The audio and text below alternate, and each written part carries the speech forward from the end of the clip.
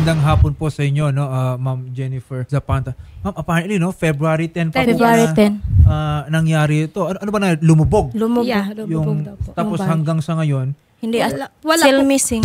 hindi pa rin po natin ma-account, no? Hindi natin nahanap itong si Sir Ricardo Zapanta. Ano po ang last na update po sa inyo? Yung last update po sa akin, sir, tapos sabi ng kumpanya sa akin, ongoing pa daw yung ano nila, search and retrieval sa PCG. Opo, no, kasi ito, may git isang buwan na po. Diyan po, no, ilan po silang naging pasahero or nandun sa may barge boat na yan? Actually po, ang pagkaalam po namin ay 4 po sila doon sa barge. 4 po sila doon sa barge, tapos po mayroon pong tugboat na hinihila sila nung barge. Mayroon din po doong mga crews na include po yung captain na nasa barge. Kaya lang po hindi namin alam kung ilang count po sila doon sa tugboat. Okay. So, nung lumubog po yung barge na yan, nasama po yung mister po ninyo, no, doon sa paglubog na yan. Ilan po yung mga, let's say, na-rescue? Ganito po, 4 po sila po, tapos yung 2 po survivor that time. Okay. Ang dineclare po nilang missing, 2 pa,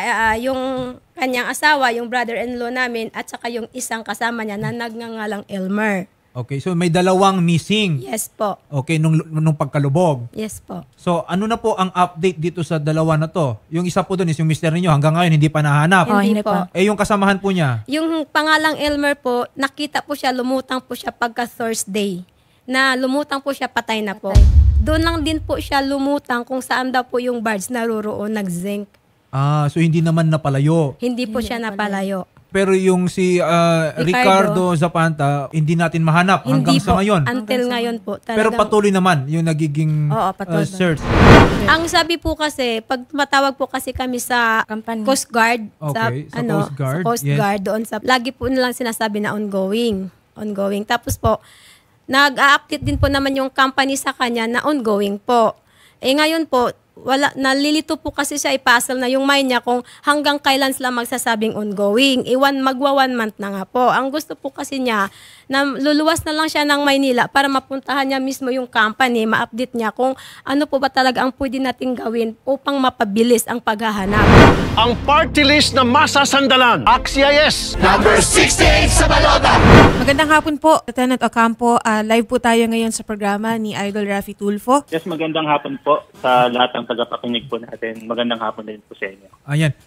Lieutenant, no, ang tanong lang po namin sa inyo, ano na po yung mga efforts ng ating Coast Guard doon po sa paghahanap, no, dito kay Sir Ricardo Zapanta, kasi February 10 pa po pala lumubog po yung kanilang barge. Yes po, no, bali itong maritime incident natin ito, sir, natanggap natin itong information na to mula sa Navy, sa NAVFOR West noong February 10 tungkol doon sa distressed na barge na approximately 4.59 nautical miles doon sa vicinity waters ng Debangan Island Municipality of Taytay, Palawan. Agad ho tayong nagpadala ng pakikipag-ugnayan dyan sa Coast Guard Station Northern Palawan natin. Yan po yung station natin sa El Nido upang mapuntahan yung nasabing barge at i-verify yung information na natanggap natin mula sa Navy. At nagpadala rin ho tayo ng tauhan mula sa Coast Guard Substation Taytay sa nasabing area.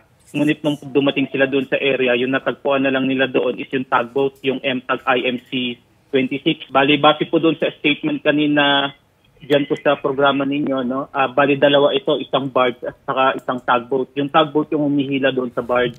Opo. Base po doon sa ikinagawang investigation, doon sa statement ni Mr. Paulino Acevedo, yung kapitan ng tugboat, habang sila ay underway papuntang Sitramina, Palawan, mula sa Palanas, Albuera, Leyte, tumaob yung barge IMC 05. Ito po yung barge dahil sa malakas na hangin at alon doon sa vicinity waters ng Manamok Island, Puyo. And then nagsagawa po tayo ng rescue attempt. Nagsagawa ng rescue attempt yung tugboat. Ngunit 2 lang mula doon sa 4 na crew ng barge yung kanilang nasagip.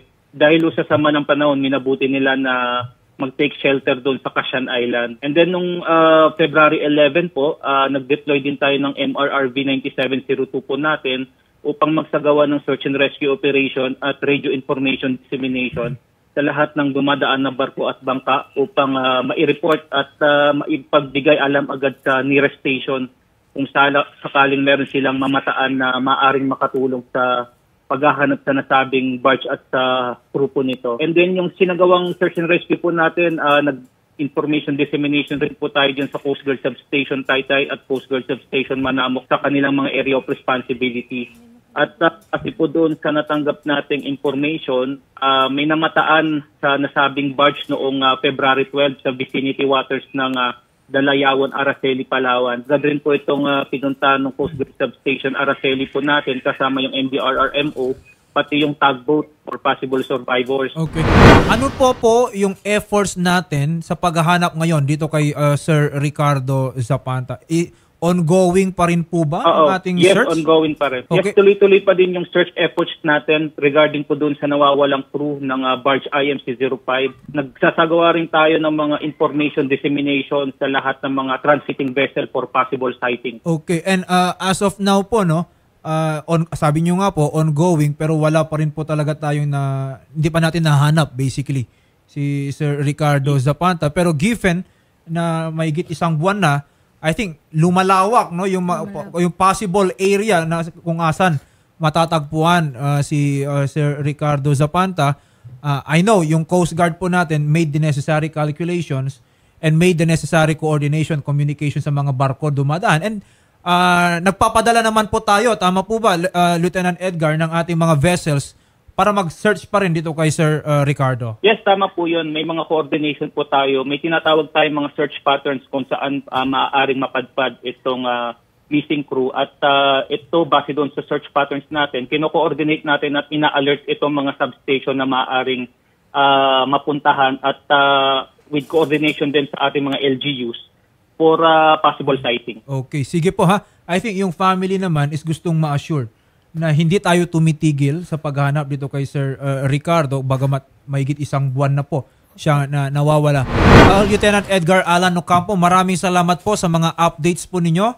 Kami po ay umaasa dito, no? Tayo po ay nananalangin na sana, no, kahit papaano mahanap natin si Sir Ricardo Zapanta. Maraming salamat po, Lieutenant Ocampo. Maraming salamat po. Apo, Ma'am Jennifer and Ma'am Silva, kakausapin po namin kayo sa kabilang studio. At kung meron pong update, agad-agad po namin ipagbibigay alam sa inyo, ma'am. Ha? Salamat po. Magandang hapon po.